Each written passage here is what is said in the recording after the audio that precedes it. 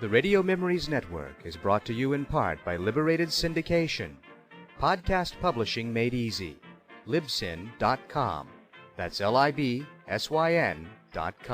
Adventures of Superman is one of those American icons since his coming to this planet from the exploding Krypton. The comic book hero's place on the radio is superheroic, with well over 1,000 exciting episodes to prove it. From pre-jet flight in 1939 right up into the atomic 1950s, Superman was on call in Metropolis.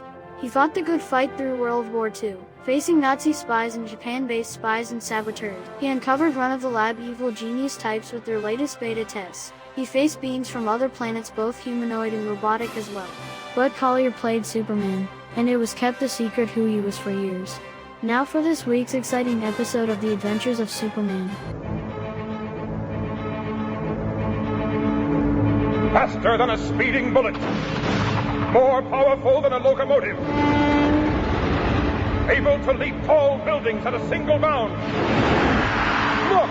Up there in the sky. It's a bird. It's a plane. It's Superman!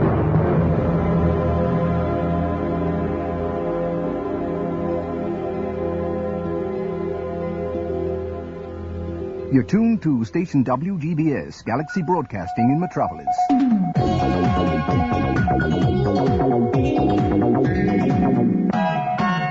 It's time for the news from our sponsors LexCorp and the Metropolis Daily Planet. All over the world, shock reaction is still being registered as Metropolis #1 superhero stands in chains accused of crimes against humanity. For coverage of today's proceedings, we now go live to join our reporter outside the city courthouse. There is mounting tension on this third and last day of the trial of Superman, as Lex Luthor, president of LexCorp Industries and candidate for city mayor, presses home his attack as prosecuting counsel against the Man of Steel. He contends that Superman's presence on Earth and involvement in human affairs constitutes a threat to mankind's natural development, a crime against humanity. Amid wide public concern, a manacled Superman has appeared again today in a severely weakened condition. Presiding over the court again today, the strange figure of a non-human, one of the self-styled guardians of the universe, specially approved by the Metropolis authorities as completely impartial. Apologies again for the absence of our regular trial reporter, Clark Kent, by the way. We're through to the courtroom now. There seems to be quite a commotion in there as prosecuting counsel Lex Luthor approaches the accused. Stop him! Somebody Order! There must be order in this court!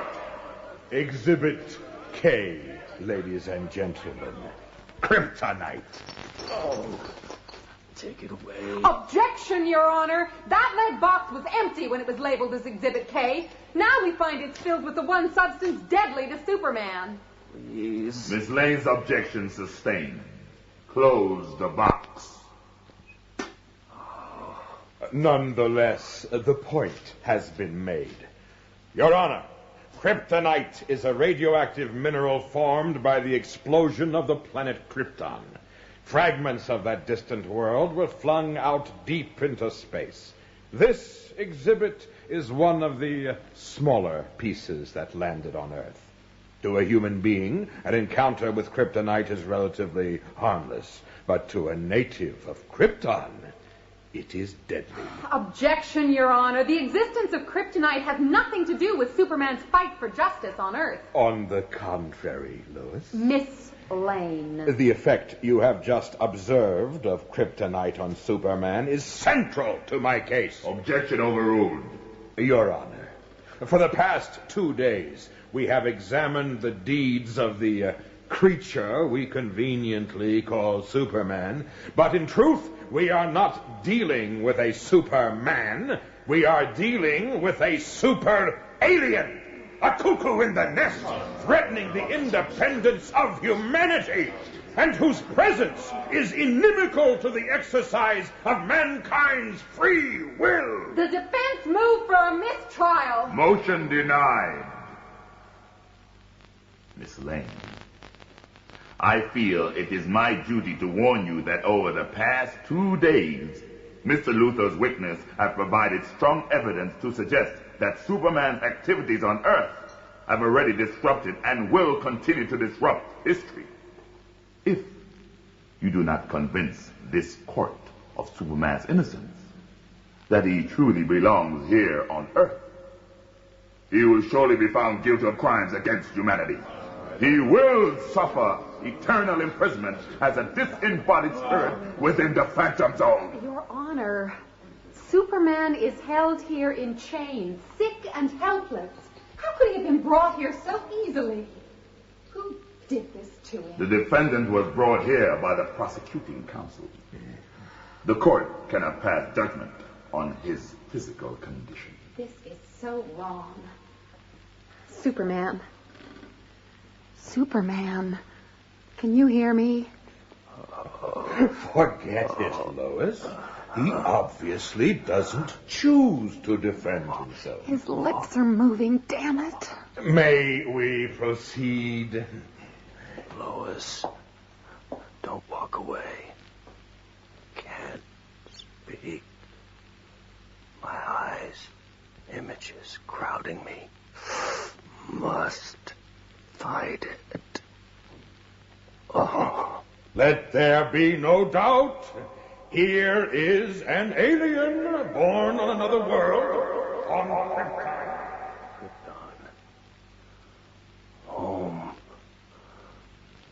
What was it like? My mother. My father. My son. Jor-El, why have you taken our child from the gestation chamber? He's not yet come to term. Is it the disease which clouds your judgment? You endanger our baby's life. What I hope to do will not endanger him, Lara. He will survive. Long after all of Krypton is a shattered ruin, our son will survive. There must be a cure for the great plague. The physicians... Physicians cannot stop the chain reaction which builds within the core of Krypton. Vast pressures have fused the native elements of our planet into a new metal, a radioactive metal. It is the radiation that is killing us, Lara. And when the pressure cannot be contained within a day, within an hour, Krypton will explode. But our child will perish with us. No. Sealed within that matrix orb, he is shielded from the radiation which kills us. The orb could not survive the destruction of our planet, but it can withstand a journey through hyperspace. What? Across the reaches of the galaxy, I have searched and found a world like Krypton of millennia past. A world called by its natives Earth. But they are savages. They bare their skin to the air. They touch unprocessed soil. It is hell. Not a hell, Lara. Not for him. Earth orbits a yellow star, young and powerful, not like our red sun. He will absorb that greater light. His cells will become living batteries. He will be powerful, a supreme being among them, a god. Take cover. Planetary crust disruption. Take cover. He will rule. He will live. Look now, all is ready. The drive units are primed. Is there no other way? No, Lara. The eruptions have begun. So soon. Only our child, only Kal-El can hope to save the legacy of that which was great in our world. Great powers have mercy. I must launch the capsule. Then do it. Quickly. Kal-El! Farewell, my son.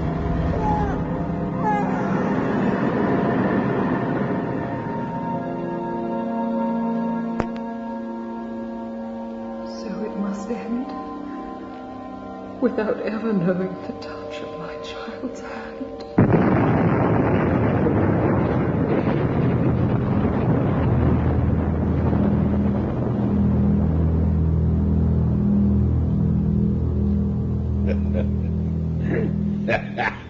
Oh, I beg your pardon, Your Honor.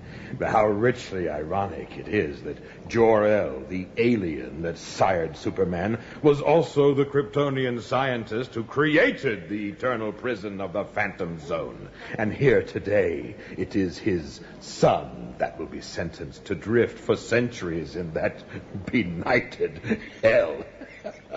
Miss Lane, does the defense wish to answer Mr. Luthor's statement regarding Superman's alien origin? Your Honor, the next witness can help us establish the exact nature of Superman's non-human abilities, raised as he was alongside Superman as his brother. The defense calls Daily Planet recorder Clark Kent. Call Clark Kent. Call Clark Kent. Where's your star witness then, Lois?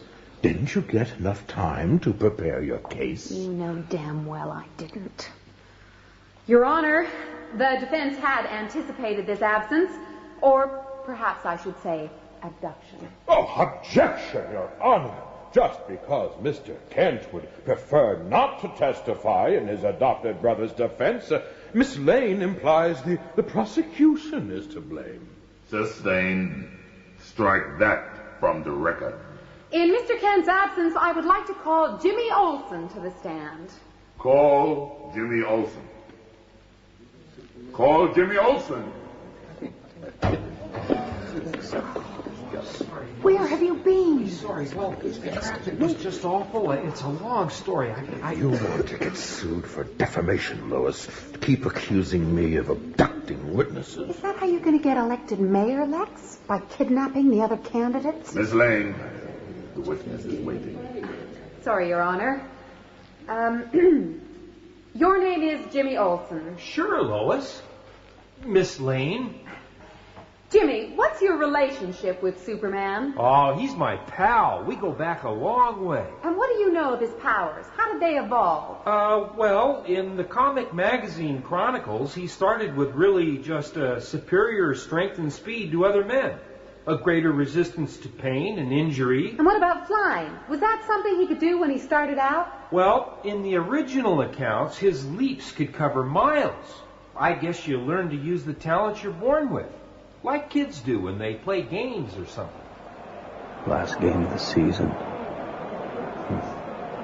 Smallville High. Smallville High, Smallville High, Gopher, touchdown, see him fly. Gopher, Gopher, Gopher, yay, go, Clark, go. Yeah, there's just never been a football player like this amazing all-round champion, young Clark Kent.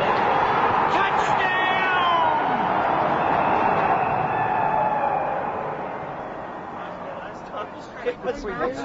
Hey, Pa, did you see that last touchdown? I was just about to go...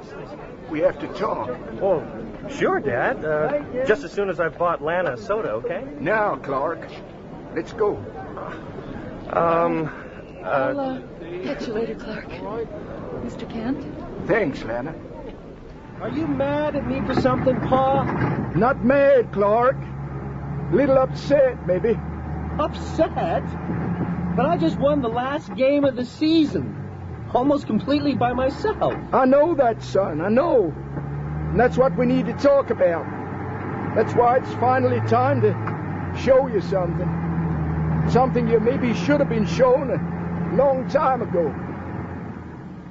Jimmy, to your knowledge, has Superman ever used his great strength to hurt anyone? Superman's code is very strict. He's vowed never to take life, but if he catches you doing something bad, committing a crime, he'll exercise enough force to stop you. So he uses his powers to injure and maim human beings. No way, Mr. Luthor. Minimum force, that's all. Minimum force?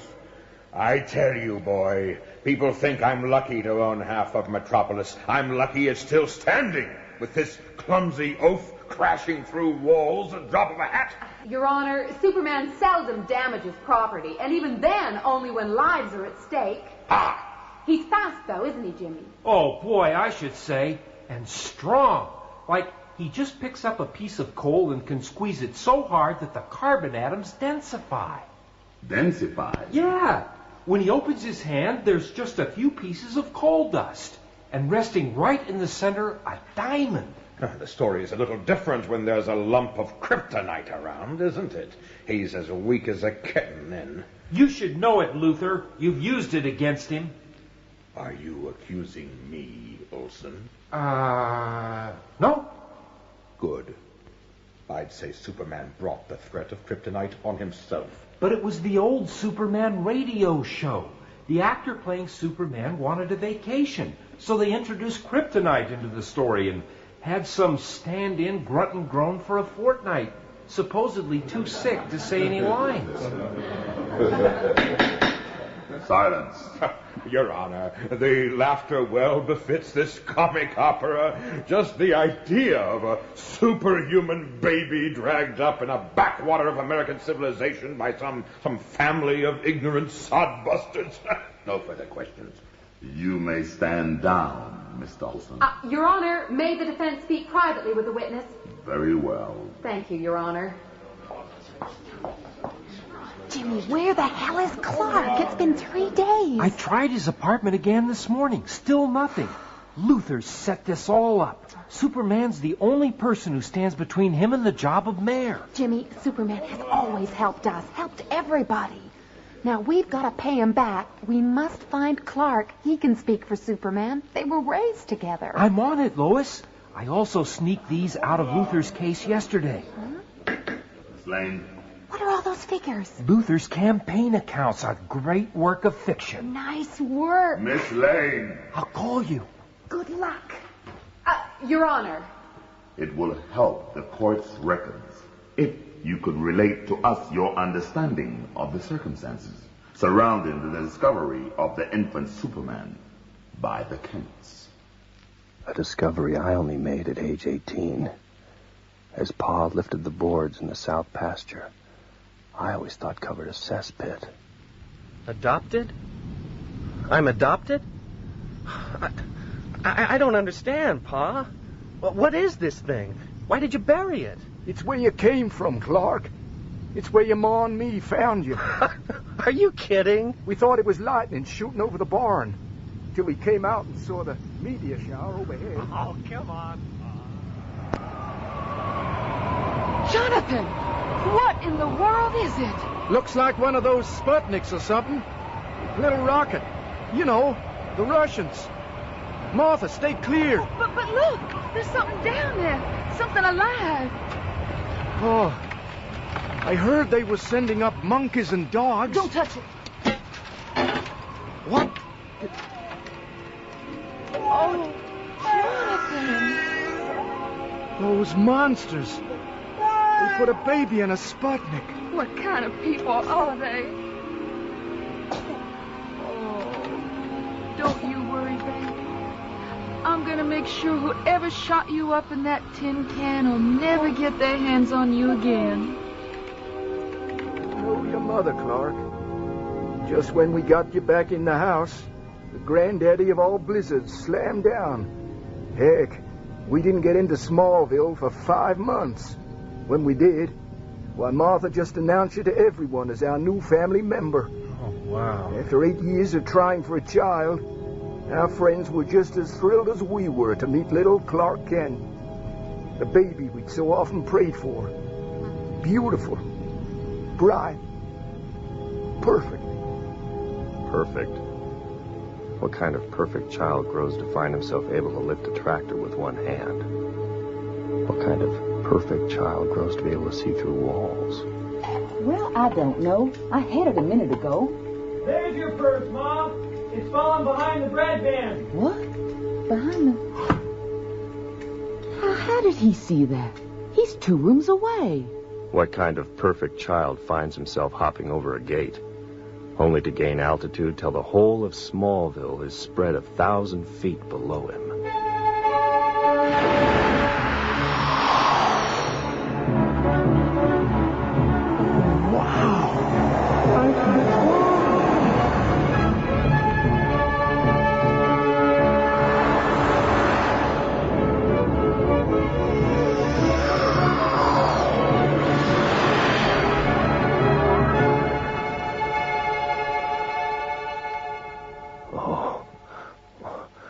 Drifting off. concentration. On trial for my life. Your Honor, at this point in the trial, we move on to examine closely the principal medium by which Superman first became world famous. A medium which still provides by far the richest chronicle of his career here on Earth. Miss Lane refers to comic books, Your Honor. Call the next witness. Called Jeanette Kahn, president and publisher of DC Comics. It's going to be a pleasure to prove you wrong, Lex. Nobody treats Lex Luthor the way these people do and gets away with it. Ms. Kahn, the original Superman chronicles by Siegel and Schuster were written and drawn mainly for children. But today's DC Comics cater to a more adult readership, do they not? Yes, most of our readers are adults, albeit they're young ones, and our comic books reflect their interests. Superman's appeal, however, knows no barrier of age, sex, creed, or country. Comic books convey many basic truths. Really? I thought comic books were designed to make a fast buck out of simple minds. Mr. Luthor, you're quite a cynic. It's the contrary. We are publishing sophisticated comics with substantive themes and pioneering art. We have broken new ground both in format and content. Ms. Kahn, the new format you speak of refers to the recent introduction of what are called graphic novels. Could you tell us about them? Well, graphic novels are significant stories told with intense, compelling artwork. They're printed using the finest materials and bound like books, not like comic magazines. Indeed. Your Honor, Miss Lane has failed to declare an interest here. As an associate of Superman, a second-string newspaper reporter like herself becomes an international name through her appearances in Ms. Kahn's publications. We portray Ms. Lane just as she is. If she'll forgive me for saying so, she's feisty, independent, tough-minded, dedicated, and a terrific reporter. And why is it, then, that you portray me as a corrupt, bullying racketeer? Mr. Luthor, as I said before, our comic books convey many basic truths. Thank you for your evidence, Miss Kahn. You may step down. Your Honor, there's a phone call for me in the lobby. May I take it? 5 minutes recess. Perhaps the clerk of the court could contact the medical officer. Some attempt should be made to revive Superman, if he is to defend himself at all. Wake up, Superman. Wake up.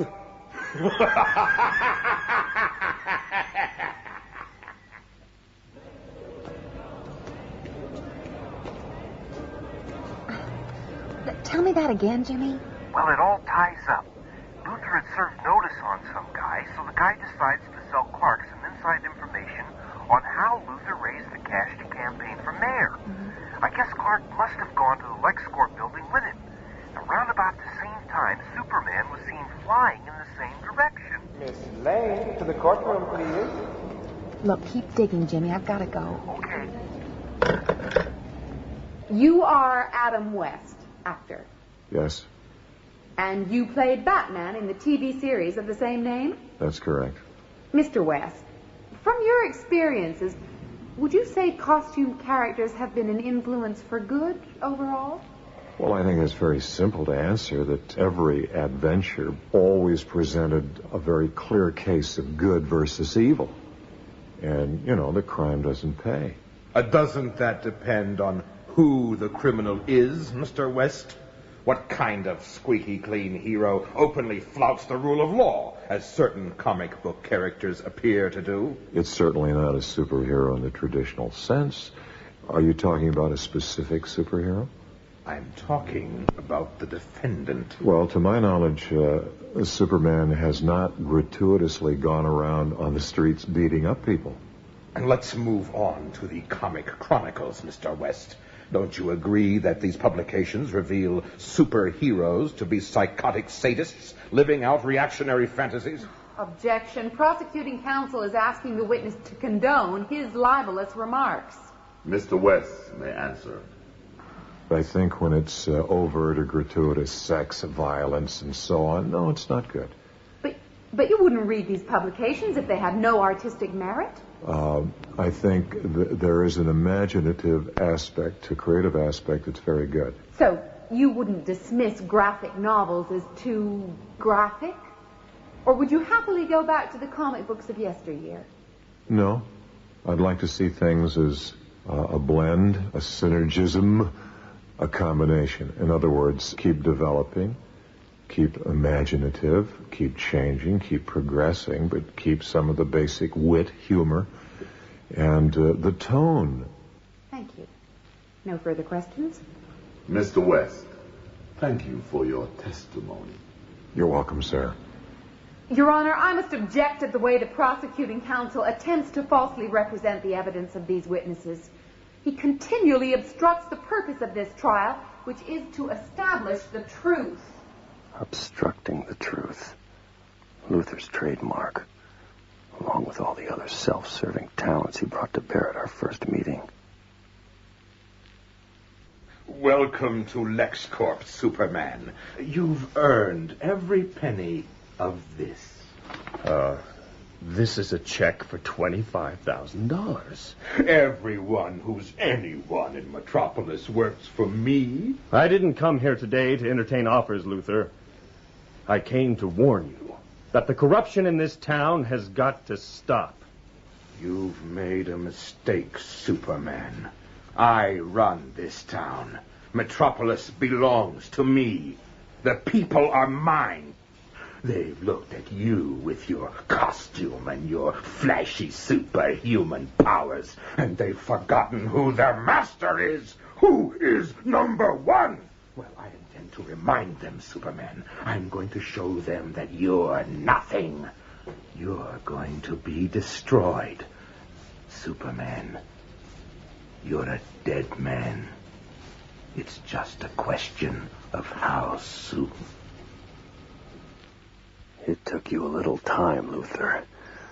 Oh, my mind must concentrate before it's too late. Your Honor, our last witness lives and works in the United Kingdom and represents the new breed of critically acclaimed writers and artists who have reestablished the importance of classic heroes like Superman. I'd like to invite Dave Gibbons to give evidence. The witness is on the stand. Proceed. Thank you. Mr. Gibbons, what consideration do you give to the sensibilities of your readers when writing and drawing these stories? When I approach doing a comic story, I'd like to think I approach it in the same way as any other artist, in that I try to express my views as well and as honestly as I can, and just hope that the reader is enriched rather than impoverished by my work. The Superman of earlier decades claimed to stand for truth, justice, and the American way. How do you, as a British writer, apply that to today's Superman? Well, I could certainly go along with the truth and justice aspects of the slogan without any trouble. And as for the American way, I'd rather like to think that Superman represents the human way, and we could perhaps look to a time when he could represent all the people of the planet. Mr. Gibbons, you have a particularly grisly imagination, don't you? Characters in your drawings are regularly burned alive, chopped into pieces, defenestrated, and so on. Is this the stuff of which art and literature are made? Well, I think perhaps I could refer you to the Bible or Shakespeare. They have their fair share of defenestration and various forms of mayhem. I think there's one thing about comics, though, is that they're of necessity, a kind of shorthand, and inasmuch as drama really is based upon conflict, I think one would argue that violence is a shorthand form of conflict. But I think we always try to show that violence and its effects are bad. Would you want your children to grow up in the kind of world depicted in these graphic novels? Well, I think at least it makes kids think about good and evil. And as for the children of your world, Mr. Luther, I'm rather glad that Superman is there to protect them. Oh, I can assure you he won't be. Not after this trial. No further questions. Thank you, Mr. Gibbons. Thank you. Miss Lane, I am concerned that time is running short and that we have heard nothing from Superman himself in his own defense. I'm just as concerned, Your Honor, but he is obviously still under this debilitating influence administered by person or persons unknown. What is that commotion at the back of the courtroom? Just Adam West leaving, Your Honor. Can you identify the cloaked figure who is shaking hands with him? Oh, indeed I can, Your Honor. And if it please the court, the defense would like to enter this gentleman as a witness. He's just arrived from Gotham City. I'll allow it. Let him take the stand. The Dark Knight arrives to help the Man of Steel. How exciting. If there's an antidote to whatever you've slipped Superman, Luthor, he'll find it. Forget it. There's no antidote. You son of a... The witness will identify himself. I am known as the Batman. Your real name, Batman? Ah, Luthor. Superman's been far too soft on you. If you only lived in Gotham City, by now you'd have learned respect. Respect? A masked vigilante? The mind boggles. That's enough, gentlemen. Your Honor, I would like permission to examine the defendant's physical condition. There is no objection. Cal? Cal, try to look at me. That mask. It's Bruce. Good to know he's here. This bioscanner's adjusted to human coordinates. Superman's reading is right off the scale. Oh, big surprise. He's an alien. Batman, can you tell what's affecting him? Nothing chemical, but there's a weak radioactive presence. Kryptonite poisoning? It would fit. Is there anything you can do? Not immediately. It'll take time to isolate the radiation source.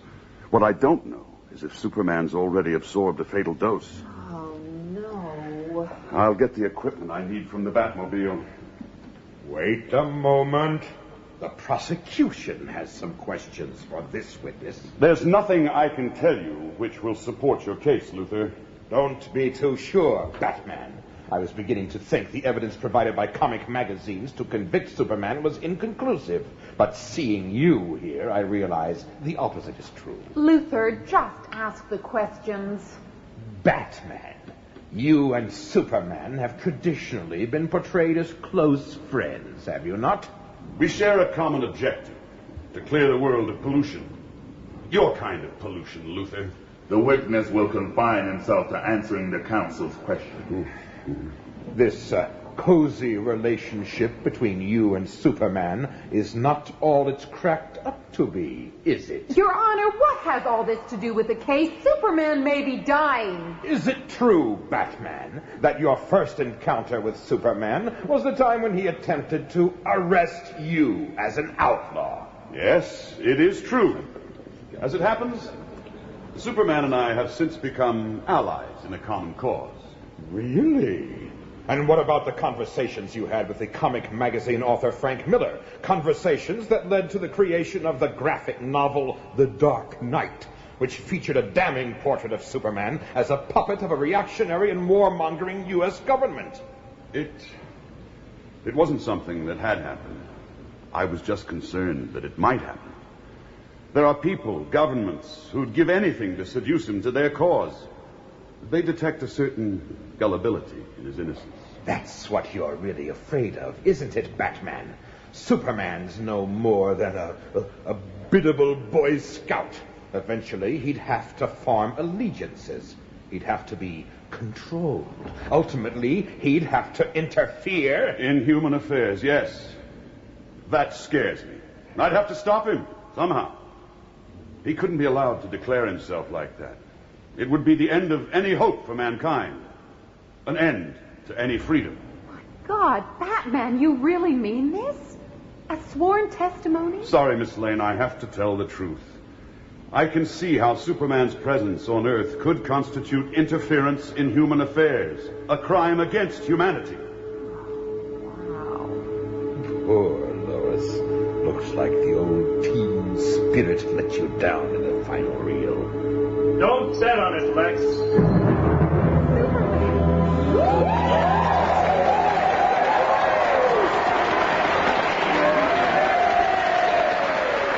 Your Honor, I don't think I'll be needing these chains any longer. An interesting way to contain me, Luthor. Normally, I don't have a lot of problems with tungsten steel. But irradiating those chains with kryptonite certainly put me under for a while. Substandard workmanship. I'll fire the entire LexCorp radiological unit. Tear him apart, Cal. What you didn't realize was that kryptonite irradiation is extremely effective, but very short-lived. The half-life of this sort of dose wouldn't add up to more than 2 or 3 days. And your time is now up. Superman, I'll have no violence in this courtroom. I'd prefer to give evidence, if I may, Your Honor. That little sedative of Luther's has given me a chance to look back. Take stock. Time is limited. Please be brief. Thank you. Lex Luthor has accused me of crimes against humanity. That's a pretty serious charge. But ever since I first appeared in public and tried to help other people, I guess there's been a possibility that my presence on Earth could constitute a threat to the natural destiny of ordinary people. Strangely enough, Lois, it was you who helped me realize that. You and Lana Lang, the girl I grew up with in Smallville. I don't understand, Superman.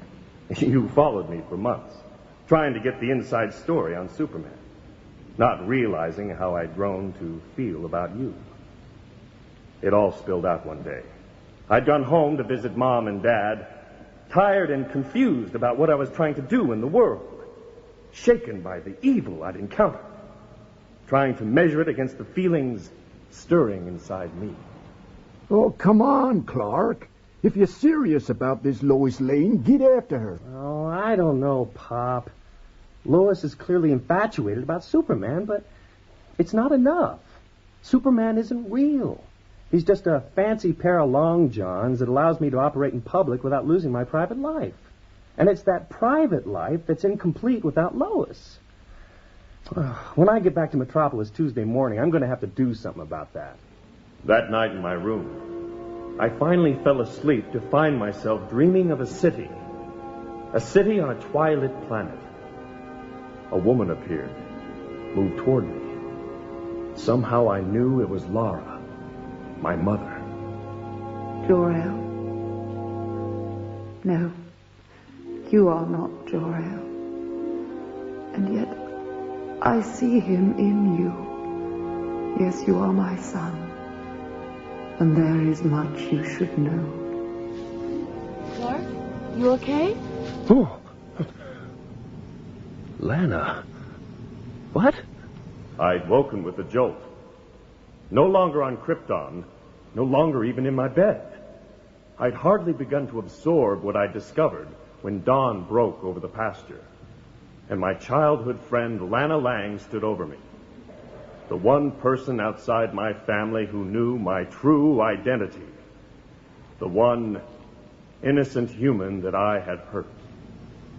What's wrong? You came charging across your father's field like the devil himself was after you. Lana, what are you doing here? It's so long since you were in Smallville. Why didn't you let me know you were back? I made your parents promise not to tell you.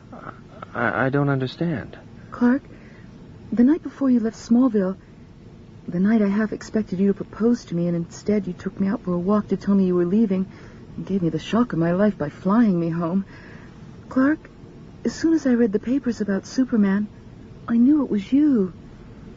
And I never wanted to see you again. Oh, Lana. Why?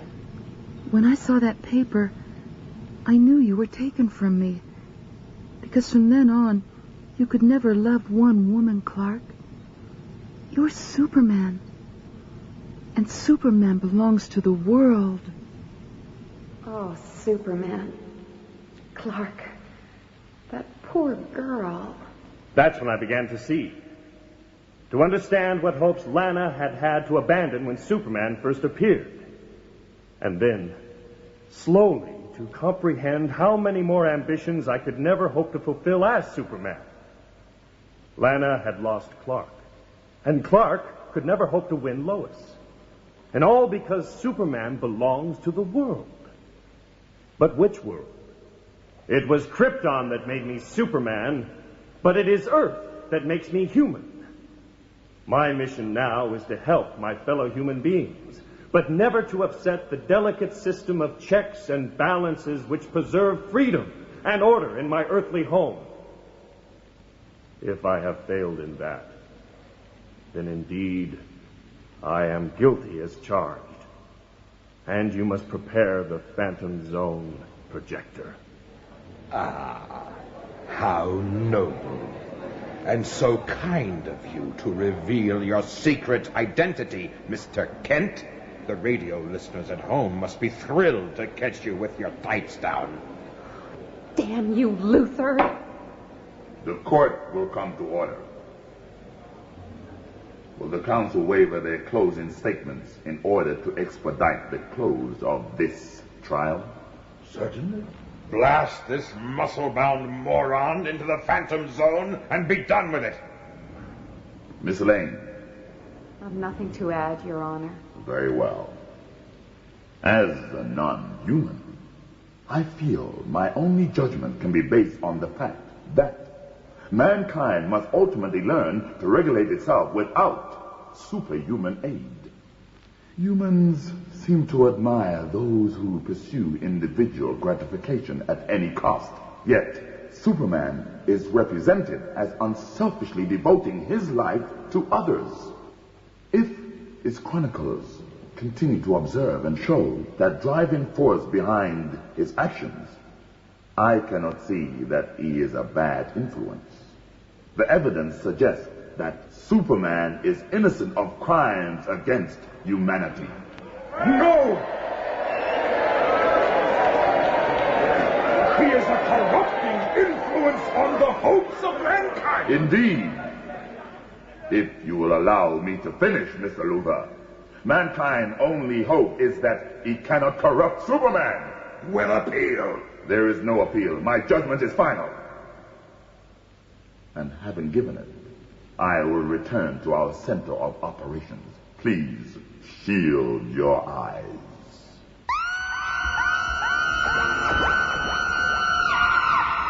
Get him back! Lois, I found Clark. I found him. Clark? Clark Kent? Jimmy, it isn't possible. You see, Clark is... Superman! You've recovered! Jimmy, thanks for your help, pal. You're lying, Olsen. Show me, Kent. Show him to me now. Sure. Follow me, Mr. Luther. Oh, I nearly forgot. What the? A present from the police commissioner. He's waiting outside for you. Soon as this trial's over, yours starts. Get these handcuffs off me, you carrot-headed fraudulent handling of campaign funds, abduction and bribery, and that's just for openers. I'll tell you what's for openers, boy. You'll show me Clark Kent if you can, while my attorneys throw out these charges. Where is he, Jimmy? It's so dumb, but there's nowhere else he can be. Follow me. Yes, the special counsels, one in handcuffs, left the courtroom a minute or so ago with Daily Planet photographer Jimmy Olsen, just before Superman himself, no doubt still recovering from his ordeal, manacled as he was with kryptonite irradiated chains. And if you've tuned in late, it appears the courtroom Superman has I should have thought. defeated. Clark works here sometimes. His duty rota for the last 2 days show he was on leave. But today he was due back. Show me. Where is he? Jimmy's right. Look, there, through the glass. His back's turned. This is a setup. Clark? Oh, hi, Lois. I hear you were looking for me. Clark Kent! How'd you like that? Just got back from a couple of days in Smallville in time to record my trial report. Oh, great verdict, huh? This won't work, Kent. I know you're Superman. Well, you said so. Uh-huh. He's a joker, isn't he? Ever since we were kids together, he used my name to protect his secret identity. Confusing, isn't it? Listen, Kent. Superman, Kent, what, damn it? I'm going to sue everybody. Where's the nearest phone? This way, Mr. Luther. Clark Kent, I am not sure what's going on between you and Superman, but I am sure as hell gonna find out. Oh, Lois, wait! Oh, boy.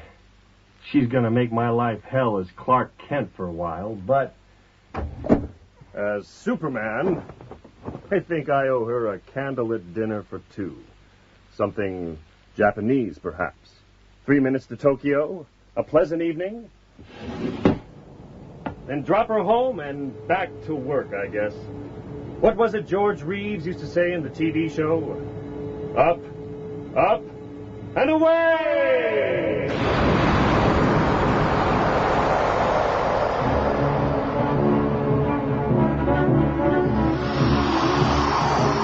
Mommy, look! Up there! Oh, Tom, you gotta stop. No, it is. It's him. He's waving. Quick, wave back. Yay! Happy birthday, Superman!